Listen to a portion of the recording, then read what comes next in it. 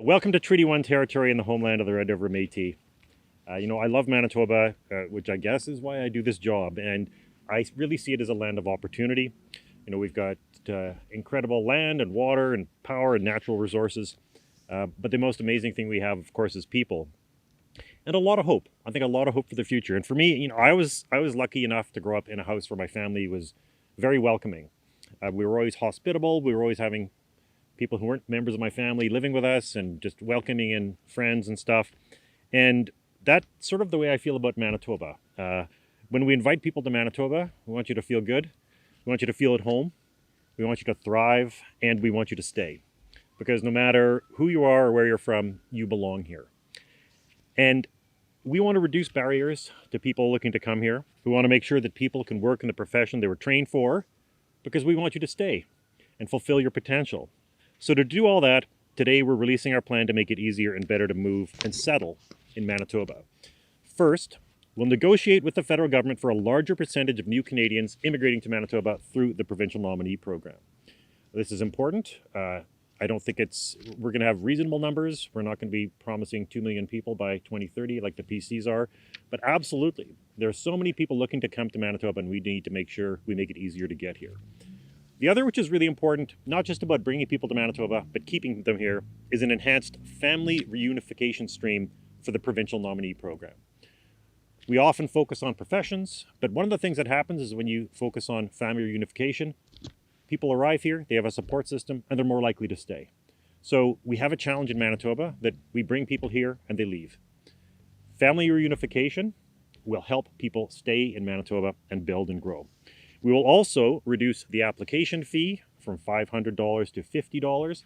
This is something that the PCs did in their very first bill, was to introduce a tax, $500 on resettlement or on settlement, which was never spent on settlement.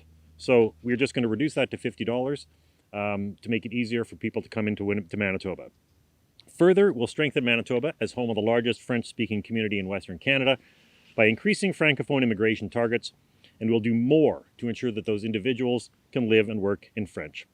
And this one I'm about to talk about is really important because we've been talking about it for so many years. I'll say it's very frustrating, I'm sure, for me and for the people I meet, when there's someone who's come from another country, they have an advanced degree, and they can't use it here.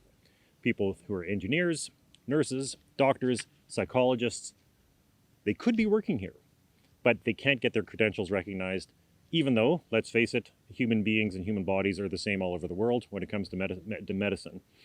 So one of the things we will do is to expand financial supports and skills upgrading for internationally educated Canadians to meet credential and regulatory standards. That is also how we'll address our labor shortages. So one of the things that can happen is that people will be able to receive support for training or education at a post-secondary institution, as well as for language training. And we will work, as we promised earlier, with colleges of physicians and surgeons and colleges of nurses to make sure that their regulations and their standards are in line with other provinces, because one of the things that's happening is that people who are being denied the right to practice medicine, denied the right to be nurses here, when they're allowed to practice in other provinces. So this is not about lowering standards, it's just about making sure that the standards we have are working and making sure that when people come here that they're able to fulfill and live their full potential. Because the last thing we want to see is people's human potential wasted when they've come here from so far away. We want to make sure that people can come here and thrive. And I'll also say we've announced earlier that we will ensure that international students, who are the largest group of future new Canadians to Manitoba, the largest group of people in the provincial nominee program, are international students. We will make sure that they are covered by Manitoba Health so that there aren't barriers to them getting health care.